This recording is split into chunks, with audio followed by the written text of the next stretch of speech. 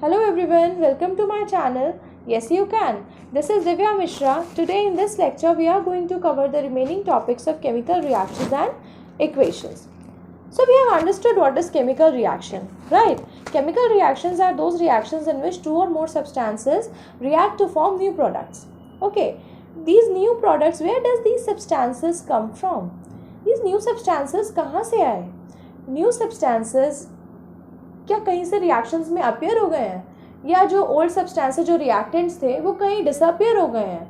नहीं, रिएक्टेंट्स में एटम्स के बीच का जो बॉन्ड था वो ब्रेक डाउन हुआ है, उस बॉन्ड का ब्रेक डाउन हुआ है और न्यू बॉन्ड्स का फॉर्मेशन हुआ है, जिसकी वजह से न्यू प्रोडक्ट्स बने हैं और न्यू बॉन्ड्स के फॉर्मेशन की वजह से ही उनकी जो प्रॉपर्टीज़ है वो भी एंटायरली डिफरेंट है। ओके, तो ये जो न्यू बॉन्ड्स का फॉर्मेशन हो रहा है और पुराने बॉन्ड्स का ब्रेक डाउन हो रहा है, इनके बेसिस पे हम लोग कुछ रिएक्शंस पढ़ते हैं। जो रिएक्शंस हमारे सिलेबस में हैं वो 6 टाइप के रिएक्शंस हैं। जैसे सबसे पहले combination reaction, decomposition reaction, displacement reaction, double displacement reaction, then oxidation reaction and reduction reaction. इन 6 रिएक्शंस को पढ़ने के साथ साथ हम इनसे रिलेटेड एनसीईआरटी के सारे एग्जाम्पल्स कवर करेंगे।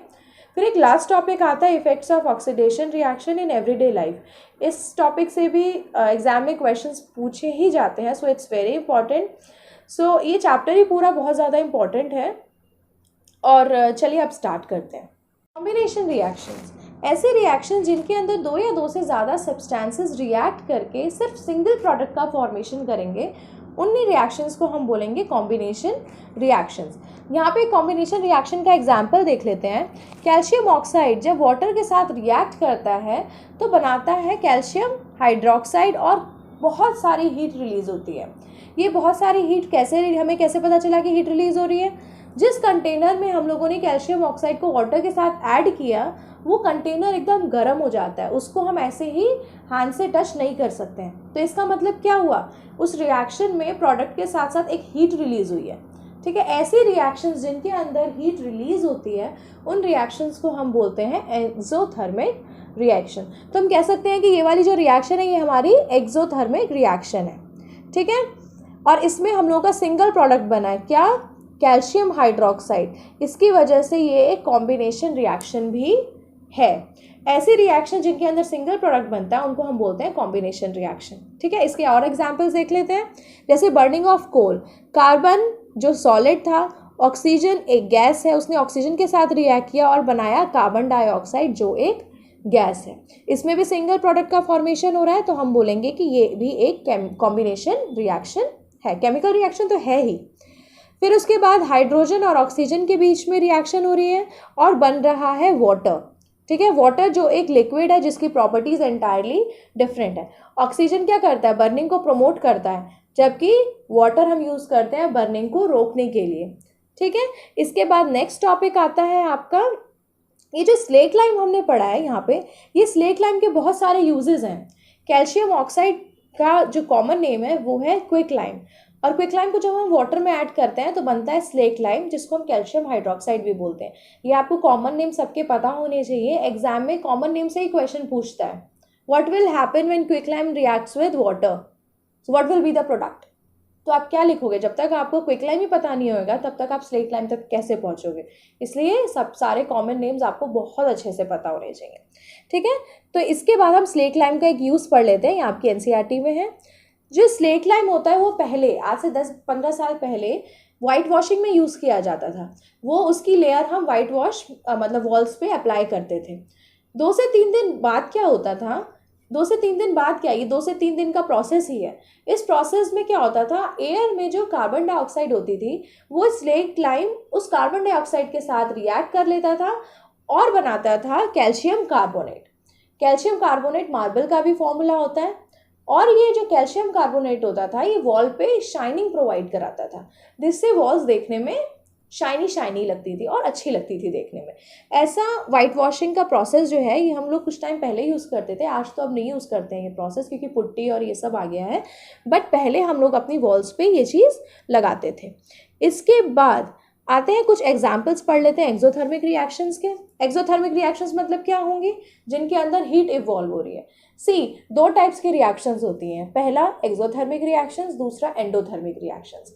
एक्सोथर्मिक रिएक्शंस वो होती हैं जिनके अंदर प्रोडक्ट के साथ साथ हीट रिलीज होती है, ठीक है, मतलब वो जो रिएक्शंस हैं वो हीट इवॉल्व करेंगी, ठीक है, ऐसे रिएक्शंस को हम बोल देंगे एक्सोथर्मिक रिएक्शंस। अब एंडोथर्मिक रिएक्शंस पे आ जाते हैं। एंडोथर्मिक रिएक्शंस वो रिएक्शंस होती है जिनमें आप लोगों को हीट प्रोवाइड करानी पड़ती है ताकि वो रिएक्शन आगे प्रोसीड हो, ठीक है, तो ऐसे रिएक्शंस को हम बोल देंगे एंडोथर्मिक रिएक्शंस। और लेमन लैंग्वेज की अगर मैं बात करूं तो प्रोडक्ट साइड में अगर हीट लिखा है तो आप बोलोगे एक्सोथर्मिक रिएक्शन है, और रिएक्टेंट की साइड में अगर आप लोग हीट दे रहे हो तो हम बोल देंगे उसको एंडोथर्मिक रिएक्शन। तो इसमें हमने किया है बर्निंग ऑफ नेचुरल गैस की बात कर लेते हैं। इसका फॉर्मूला होता है CH4, that is methane. Methane को हमने ऑक्सीजन के साथ रिएक्ट करा है। बर्निंग के प्रोसेस में ऑक्सीजन तो लगेगा ही, क्योंकि ऑक्सीजन ही प्रमोट करता है बर्निंग को। तो बनता है आपका कार्बन डाइऑक्साइड, वाटर, और खूब सारी हीट रिलीज होती है। ये जो हीट है यही शो कर रहा है कि ये एक एक्सोथर्मिक रिएक्शन है। अब एक क्वेश्चन है जो बहुत इंपॉर्टेंट है और एग्जाम में आता भी है, क्या रेस्पिरेशन भी एक एक्सोथर्मिक प्रोसेस है? हाँ, रेस्पिरेशन एक एक्सोथर्मिक प्रोसेस है। मैम, रेस्पिरेशन में तो कोई एनर्जी रिलीज नहीं हो रही है। हो रही है, कैसे? सी, जो हम खाना खाते हैं उस खाने से हमें एनर्जी मिलती है, ठीक है, वो खाना हम एज सच नहीं कर लेते हैं डाइजेस्ट, पहले उसको सिंपलर सब्सटेंसेस में बदलते हैं। मान लो हमने राइस खाया, राइस में कार्बोहाइड्रेट है, ठीक है, कार्बोहाइड्रेट पहले ग्लूकोज में चेंज होगा, जो ग्लूकोज सिंपलर सब्सटेंसेस है, कॉम्प्लेक्स सब्सटेंसेस एज सच नहीं हम लोग डाइजेस्ट करते हैं, पहले उन्हें सिंपलर सब्सटेंसेस में चेंज करते हैं, तो वो फाइनली सिंपलर सब्सटेंसेस में चेंज हो गया, ग्लूकोज में आ गया। अब वो ग्लूकोज हर एक सेल तक जाता है, ठीक है, जब वो हर एक सेल तक जाएगा और वहाँ पे उसको एनर्जी की ज़रूरत पड़ेगी, और वो एनर्जी कैसे रिलीज होगी? जो रेस्पिरेशन के प्रोसेस में जो ऑक्सीजन हम इनहेल कर रहे हैं वो इनहेल उस सेल तक पहुँचेगी, वो इनहेल्ड ऑक्सीजन उस सेल तक पहुँचेगी, उस सेल में ऑक्सीजन के साथ कंबाइन होगा ग्लूकोज, और फिर एनर्जी रिलीज होगी। वो जो एनर्जी रिलीज होगी अब हम डे टू डे एक्टिविटीज़ में उसको यूज़ करेंगे। चाहे अब हम दिन भर की जो एक्टिविटीज़ करते हैं, खाना पीना, टीवी देखना, खेलना, ये जो भी एक्टिविटीज़ है, इन सारी एक्टिविटीज़ में हम लोगों की एनर्जी लगती है, और वो एनर्जी हम लोगों को जो ऑक्सीजन हम ले रहे हैं उस ऑक्सीजन के through he by the way provide की जाती है, क्योंकि ऑक्सीजन ही कंबाइन करता है जाके सेल्स के अंदर ग्लूकोज के साथ, और रिएक्शंस के एंड में हम लोगों को मिलती है एनर्जी, वो एनर्जी हम लोग यूटिलाइज करते हैं।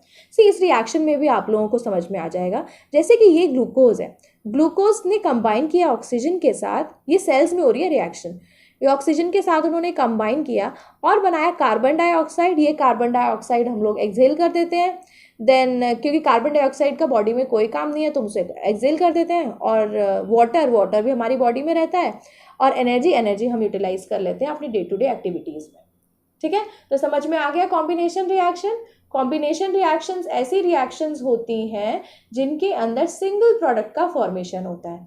इसके अलावा हमने स्लेट लाइम के बारे में पढ़ा कि स्लेट लाइम को हम यूज़ करते हैं वाइट वॉशिंग के प्रोसेस में। इसके बाद हमने पढ़ा एक्सोथर्मिक रिएक्शंस। एक्सोथर्मिक रिएक्शंस वो रिएक्शंस होती हैं जिनके अंदर हीट इवॉल्व होती है, ठीक है। इसके बाद हमने पढ़ा कि एक्सोथर्मिक रिएक्शन भी एक रेस्पिरेशन भी एक एक्सोथर्मिक रिएक्शन है, ठीक है। So the next topic is decomposition reaction. The reaction in which single reactant breaks down to give simpler products is known as decomposition reaction. ऐसी रिएक्शन जिसके अंदर एक सिंगल रिएक्टेंट का ब्रेकडाउन हो जाता है और दो या दो से ज़्यादा न्यू प्रोडक्ट्स बन जाते हैं, मतलब ये कॉम्बिनेशन रिएक्शन का ऑपोजिट है। कॉम्बिनेशन रिएक्शन में क्या हो रहा था, एक या एक से ज़्यादा सब्सटेंसेस आपस में मिल जा रहे थे और एक प्रोडक्ट बना रहे थे। यहाँ पे एक सिंगल रिएक्टेंट का ब्रेकडाउन हो रहा है और वो न्यू प्रोडक्ट्स का फॉर्मेशन कर रहा है। अब एक एग्जांपल देख लेते हैं, फेरस सल्फेट के क्रिस्टल्स। फेरस सल्फेट के क्रिस्टल्स का मतलब हुआ कि इसके साथ कुछ वाटर मॉलिक्यूल अटैच्ड होता है। जब उसको हीट प्रोवाइड करते हैं तो ये वाटर मॉलिक्यूल उससे अलग हो जाता है। तो यहाँ पे हमने हीट उसको प्रोवाइड की और फेरस सल्फेट अलग और वाटर मॉलिक्यूल 7H2O अलग हो गया, ठीक है। तो इस फेरस सल्फेट को जब हमने हीट किया तो हमें हीट करने के बाद 3 प्रोडक्ट्स मिले। तो ये क्या हुआ, ये भी एक डिकम्पोजिशन रिएक्शन हुई। 3 प्रोडक्ट्स कौन कौन से मिले, पहला फेरिक ऑक्साइड, दूसरा सल्फर डाइऑक्साइड और तीसरा सल्फर ट्राइऑक्साइड। ये 3 प्रोडक्ट्स मिले, इसलिए हम इसको कह सकते हैं कि ये एक डिकम्पोजिशन रिएक्शन है। प्लस उसके साथ हमने हीट भी उसको प्रोवाइड कराई थी। तो डिकम्पोजिशन, थर्मल डिकम्पोजिशन क्या होता है? जब आप टेम्परेचर में कुछ उसको दे रहे हो, टेम्परेचर प्रोवाइड करा रहे हो, और तब जाके वो डिकम्पोजिशन होता है। ठीक है, thermal means temperature, decomposition means टूट जाना। तो जब आप टेम्परेचर प्रोवाइड करा के चीज़ों को तोड़ रहे हो तो उसको आप बोलोगे थर्मल डिकम्पोजिशन। इसका एक एग्जाम्पल देख लेते हैं। ये रिएक्शन हम लोगों ने अभी कॉम्बिनेशन रिएक्शन में भी देखी थी, इसका ऑपोजिट देखा था। कैल्शियम ऑक्साइड से हम कैल्शियम कार्बोनेट तक जा रहे थे। अब यहाँ पे कैल्शियम कार्बोनेट से हम वापस से कैल्शियम ऑक्साइड तक जा रहे हैं। ठीक है, ये रिएक्शन हमारी यूज़ होती है इंडस्ट्रीज़ में, ताकि सीमेंट के मैन्युफैक्चर में, देन और भी बहुत सारे यूजेस हैं इसके इंडस्ट्रीज़ में। ठीक है, तो कैल्शियम कार्बोनेट को जब हम हीट करते हैं तो वो बनाता है कैल्शियम ऑक्साइड, जिसको हम क्विकलाइम भी बोलते हैं, और कार्बन डाइऑक्साइड रिलीज होती है। ठीक है, इसके बाद हम आ जाते हैं एक एक्टिविटी पे। ये एनसीईआरटी में भी आपकी एक्टिविटी दे रखी है। इस वाली एक्टिविटी में हम लोग क्या करें, इस टेस्ट ट्यूब में नीचे लेड नाइट्रेट है। लेड नाइट्रेट को जब हम हीट प्रोवाइड करा रहे हैं, इसका मतलब क्या कर रहे हो, आप हीट उस रिएक्शन में दे रहे हो। हीट आप जब प्रोवाइड करा रहे हो तो आपने ऑब्जर्वेशन आपकी क्या आई कि लेड ऑक्साइड बन गया प्लस नाइट्रोजन डाइऑक्साइड और ऑक्सीजन गैस रिलीज हुई। ये नाइट्रोजन डाइऑक्साइड रिलीज हुई है, ये आपको कैसे पता चला? क्योंकि यहाँ पे जो ब्राउन कलर की फ्यूम्स निकली हैं, इससे हम कह सकते हैं कि ये नाइट्रोजन डाइऑक्साइड है। ठीक है, तो ये भी रिएक्शन एक क्या है, डिकम्पोजिशन रिएक्शन है। बट इसको सिर्फ डिकम्पोजिशन रिएक्शन कहना गलत होगा, क्या बोलेंगे, थर्मल डिकम्पोजिशन। क्यों? क्योंकि हमने यहाँ पे इसको टेम्परेचर प्रोवाइड करा है, तब ये रिएक्शन आगे प्रोसीड हुई है। ठीक है, और इसके अलावा ऐसी रिएक्शन जिनके अंदर आपको हीट प्रोवाइड करानी पड़ती है, उन रिएक्शंस को हमने अभी पढ़ा था, क्या बोलते हैं, एंडोथर्मिक रिएक्शन। तो डिकम्पोजिशन रिएक्शन ज़्यादातर एंडोथर्मिक रिएक्शन भी होती हैं। ठीक है, इसके बाद कुछ और एग्जाम्पल देख लेते हैं थर्मल डिकम्पोजिशन के। इस रिएक्शन में हमने क्या किया है, जो सिल्वर क्लोराइड था, सिल्वर क्लोराइड को सनलाइट में रख दिया तो सिल्वर अलग हो गया और क्लोरीन अलग हो गया। फिर ऐसे ही सिल्वर ब्रोमाइड भी बिहेव करता है। सिल्वर ब्रोमाइड को अगर आप सनलाइट में रख दोगे तो सिल्वर अलग हो जाएगा और ब्रोमीन अलग हो जाएगा। ये रिएक्शन हम लोग पहले ब्लैक एंड वाइट फोटोग्राफी में भी यूज़ करते थे। ठीक है, ये रिएक्शन को हम थर्मल डिकम्पोजिशन क्यों बोल रहे हैं? क्योंकि यहाँ पे भी आपने सनलाइट उसको दी है। Sunlight is also a form of energy. ठीक है, सनलाइट में भी तो हीट है ना, ये इसको आप हीट प्रोवाइड करा रहे हो और वो फाइनली ब्रेक डाउन हो रहा है इसका 2 सब्सटेंसेस में। तो ये भी एक डिकम्पोजिशन रिएक्शन है। सिंगल रिएक्टेंट ब्रेक डाउन होके 2 प्रोडक्ट्स में बदल रहा है, ये भी एक डिकम्पोजिशन। और थर्मल डिकम्पोजिशन क्यों है? क्योंकि आपको यहाँ पे टेम्परेचर भी उसको प्रोवाइड कराना पड़ रहा है इन द फॉर्म ऑफ सनलाइट। एक क्वेश्चन राइज हो रहा है, what form of energy is causing these decomposition reaction. अभी तक हमने डिकम्पोजिशन रिएक्शन के जितने भी एग्जाम्पल देखे, किसी में हम हीट उसको प्रोवाइड करा रहे हैं, किसी में हम उसको सनलाइट प्रोवाइड करा रहे हैं, तो वन और the other form of energy you are giving, isn't it? तो यहाँ पे we have seen that decomposition reaction require energy इधर in the form of heat, light और इलेक्ट्रिसिटी। इलेक्ट्रिसिटी भी आप प्रोवाइड करा सकते हो, ठीक है, ताकि उसको हीट मिले। इलेक्ट्रिसिटी की फॉर्म में भी आप उसका ब्रेकडाउन कर सकते हो। एक सिंगल प्रोडक्ट का ब्रेकडाउन हो जाएगा इन द फॉर्म ऑफ, जैसे इलेक्ट्रोलिसिस आपने पढ़ा भी होगा, तो break down the reactants. Then reactions in which energy is absorbed are known as endothermic reactions, ये हम देख चुके हैं। एंडोथर्मिक रिएक्शंस वो होती हैं जिनके अंदर आपको एनर्जी प्रोवाइड करानी पड़ती है उस सब्सटेंस का ब्रेकडाउन करने के लिए या फिर रिएक्शन को प्रोसीड करने के लिए। डिस्प्लेसमेंट रिएक्शन को हम एक्सपेरिमेंट से समझते हैं। पहले इस एक्सपेरिमेंट में हमने एक टेस्ट ट्यूब लिया है। इस टेस्ट ट्यूब के अंदर कॉपर सल्फेट का सॉल्यूशन है और थ्रेड से हमने नेल को अटैच किया और कॉपर सल्फेट सॉल्यूशन में डिप कर दिया है, ठीक है। तो इस वाली फिगर में आपको समझ में आ रहा होगा कि पहले आयरन नेल ऐसी थी, जब कॉपर सल्फेट सॉल्यूशन से कुछ टाइम बाद हमने निकाला तो आयरन नेल में एक ब्राउनिश सब्सटेंस डिपॉजिट हो गया है, ठीक है। और कॉपर सल्फेट सॉल्यूशन पहले इतना डार्क कलर का था और अब इसका जो सॉल्यूशन है वो फेड हो गया है। तो ये ऑब्जर्वेशन देखने के बाद कुछ ना कुछ तो केमिकल रिएक्शन अंदर हुई है कॉपर सल्फेट सॉल्यूशन में और आयरन नेल में, जिसकी वजह से ये 2 ऑब्जर्वेशंस हमें देखने के लिए मिल रही हैं। तो हम समझते हैं कि ऐसा हुआ क्यों। Why does the iron nail become brownish in color and the blue color of copper sulfate solution fades? तो ये इसलिए हुआ क्योंकि डिस्प्लेसमेंट रिएक्शन में डिस्प्लेस हो जाता है कोई भी एलिमेंट। यहाँ पे जो आयरन है, जो आयरन नेल थी, आयरन ज़्यादा रिएक्टिव है कॉपर से। कॉपर सल्फेट सॉल्यूशन में क्या है? कॉपर। और आयरन नेल में, तो आयरन ने कॉपर को डिस्प्लेस कर दिया और जाके उसकी जगह पे बैठ गया। उसने उसको डिस्प्लेस क्यों किया? आयरन ने कॉपर को डिस्प्लेस क्यों किया? क्योंकि iron is more reactive than copper. तो here is the reactivity series. इस रिएक्टिविटी सीरीज़ में आपको बहुत क्लियरली समझ में आ रहा होगा कि जो आयरन है वो कॉपर के ऊपर है। इसका मतलब क्या हुआ कि आयरन ज़्यादा रिएक्टिव मेटल है कॉपर के कंपैरिजन में। तो आयरन ने कॉपर को डिस्प्लेस कर दिया और खुद जाके उसकी जगह पे बैठ गया।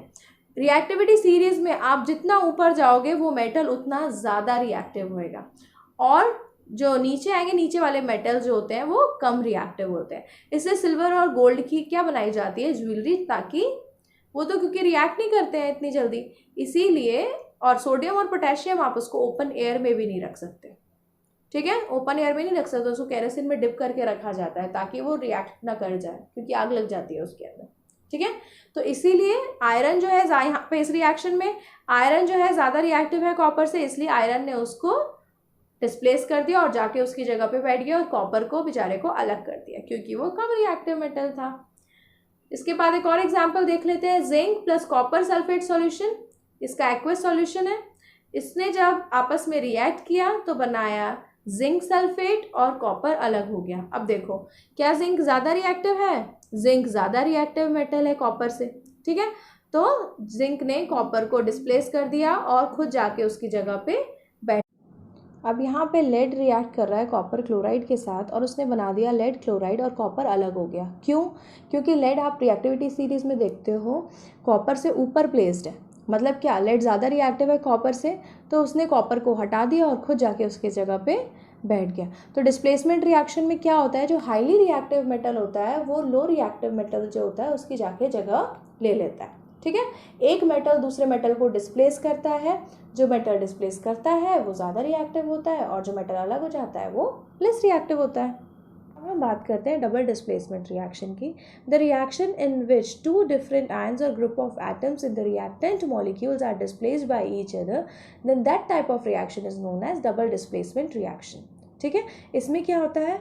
दो आयंस, दो ग्रुप ऑफ एटम्स या फिर दो एलिमेंट आपस में एक दूसरे को डिस्प्लेस कर देते हैं, ठीक है? अब इस एग्जाम्पल में हम देख लेते हैं। यहाँ पे सोडियम सल्फेट रिएक्ट कर रहा है बेरियम क्लोराइड के साथ और बना रहा है बेरियम सल्फेट और sodium chloride.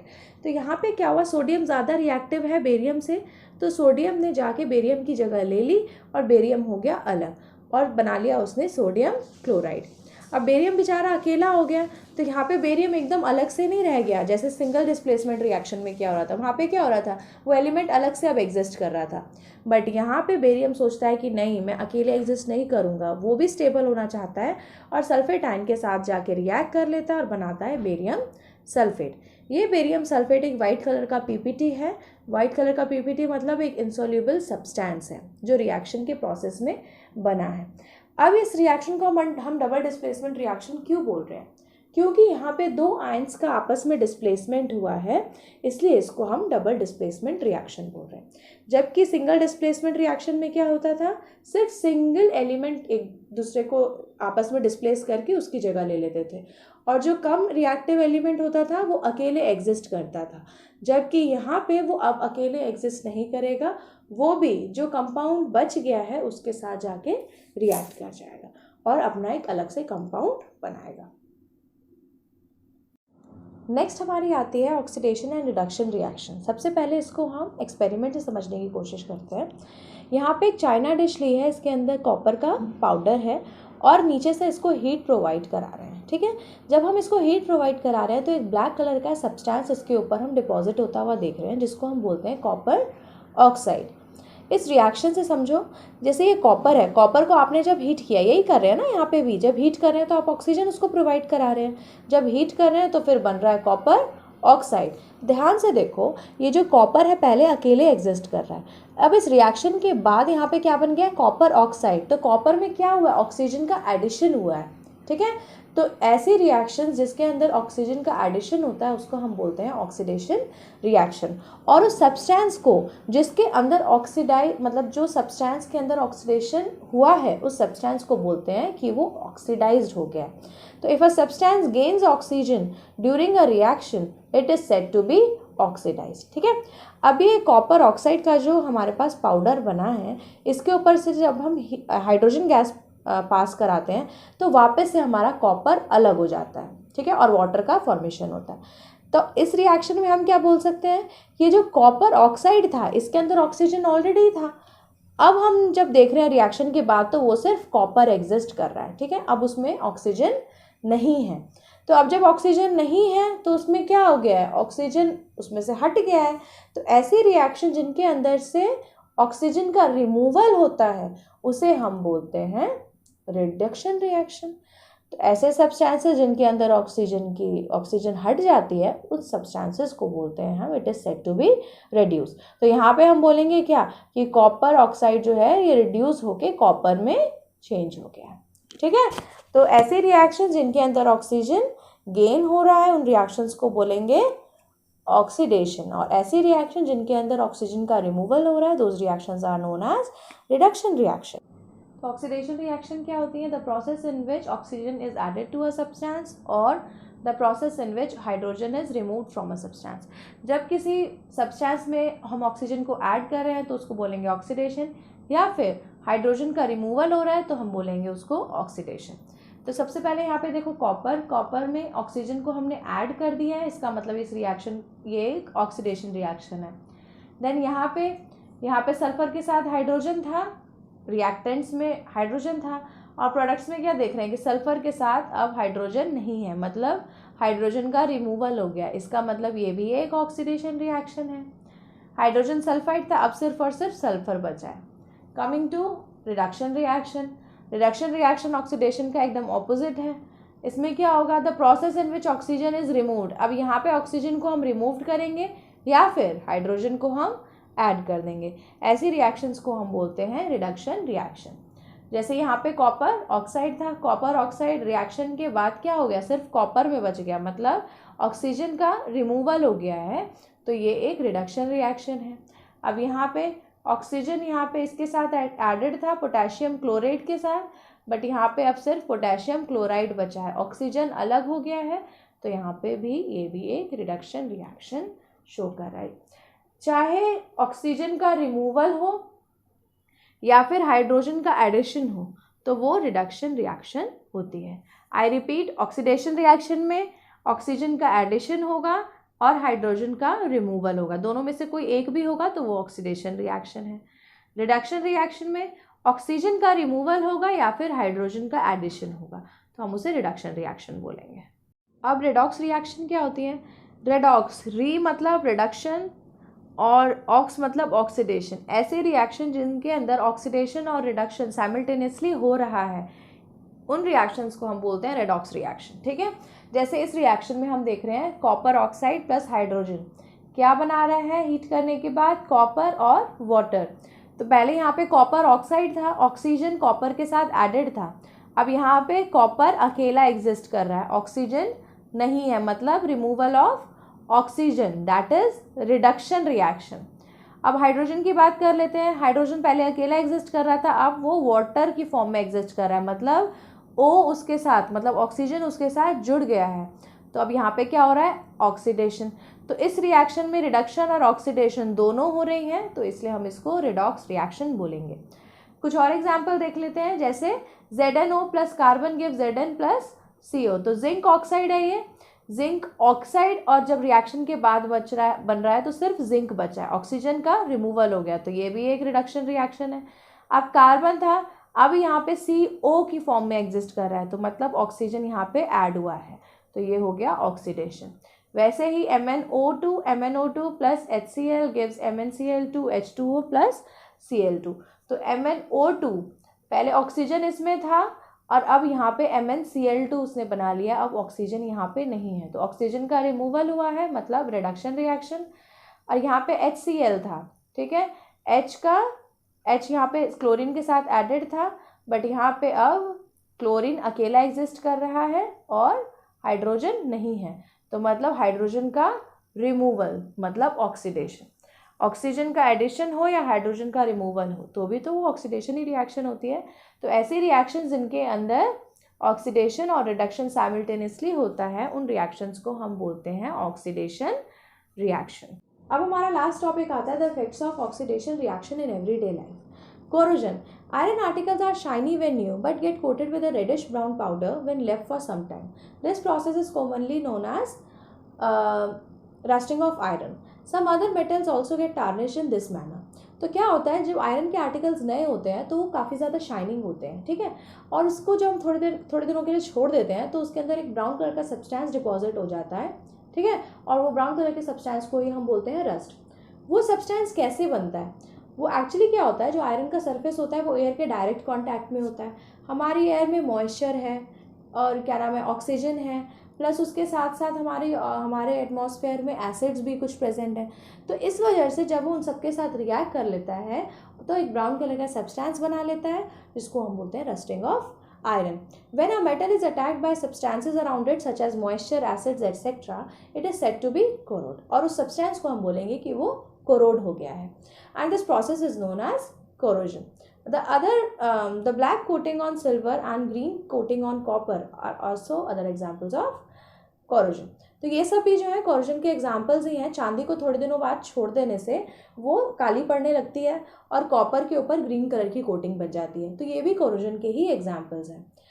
Corrosion causes damage to car bodies, bridges, iron railings, ships and to all the objects made up of metals, especially those of iron. Iron में ये प्रोसेस बहुत ज़्यादा स्पीडीली होता है और बाकी सारे मेटल्स में भी होता है, बट थोड़ा सा स्लो होता है। तो ये जो अब कार की जो बॉडीज़ बनी होती है वो तो मेटल की बनी होती हैं, तो वो भी कोरोड होती है कुछ टाइम बाद। Then bridges, then iron railing, ये सब में भी डैमेज होता है due to the process of corrosion. Last topic है हमारा रेंसिडिटी। आपने एक चीज़ नोटिस की होगी कि जब चिप्स का पैकेट हम लाते हैं उसके अंदर चिप्स तो इतने कम होते हैं और पूरे में गैस भरी होती है, क्या उसका कोई रेलेवेंस है? रेलेवेंस है। एक्चुअली क्या होता है, जो चिप्स है वो उसमें ऑयल और फैट्स होते हैं, ठीक है, वो फैट्स जब ऑक्सीजन के डायरेक्ट कांटेक्ट में आते हैं तो वो ऑक्सीडाइज हो जाते हैं और चिप्स एकदम ख़राब हो जाते हैं, जिसको बोलते हैं सिलसिले हो जाते हैं चिप्स, ठीक है। तो इसीलिए क्या किया जाता है, उसके अंदर नाइट्रोजन गैस फिल की जाती है उस पैकेट के अंदर, ताकि जो चिप्स हैं वो डायरेक्टली ऑक्सीजन के कांटेक्ट में ना आए और चिप्स ऑक्सीडाइज्ड ना हो। इसकी वजह से हम उसके अंदर एक गैस फिल कर देते हैं। इसी प्रोसेस को बोलते हैं रेंसिडिटी। अगर वो ऑक्सीजन के कांटेक्ट में आ जाएगा तो ऑयल और फैट जो चिप्स में है वो ऑक्सीडाइज हो जाएंगे और इस प्रोसेस को बोलेंगे हम rancidity. When fats and oils are oxidised they become rancid and their smell and taste change. Usually substances which prevent oxidation are added to foods containing fats and oil. इसीलिए हम लोगों ने उसको फिल किया nitrogen gas से, ताकि वो मतलब एयर के डायरेक्ट कांटेक्ट में ना। कुछ प्रिवेंटिव मेजर्स हम ले सकते हैं ताकि हम रेंसिडिटी को अवॉइड कर सकें। उसमें सबसे पहला पॉइंट है कि food material in air tight container. अगर एयर टाइट कंटेनर में आप रखोगे तो वो फूड मटेरियल जो है डायरेक्ट ऑक्सीजन के कांटेक्ट में नहीं आएगा और हमारा फूड रैंसिड नहीं होगा। Then refrigeration of cooked food at low temperature. आप उसे लो टेम्परेचर पर रख दोगे तो भी आप रेंसिडिटी को अवॉइड कर सकते हो। Then packing of food materials like potatoes, wafers in packets containing nitrogen gas instead of air. ये क्वेश्चन भी आता है कि चिप्स और वेफर्स के जो पैकेट्स होते हैं उनके अंदर कौन सी गैस हम फिल करते हैं, ठीक है, तो ये बहुत इंपॉर्टेंट क्वेश्चन है। Then avoid keeping the food material in direct sunlight. आप डायरेक्ट सनलाइट में भी रखोगे तो भी वो ऑक्सीजन के डायरेक्ट कॉन्टैक्ट में आ जाएगा और वो फूड जो है आपका फूड मटेरियल ख़राब हो जाएगा। इसीलिए ये सारे प्रिवेंटिव मेजर्स हम ले सकते हैं रेंसिडिटी को अवॉइड करने के लिए। होप आप लोगों को ये चैप्टर अच्छे से समझ में आ गया होगा। So that's all for today's lecture. In the next lecture, we will start our new chapter, that is acid, base and salt. If you like my video, press the like button, drop a comment in comment box and don't forget to subscribe to my channel and share it with your friends. Thank you.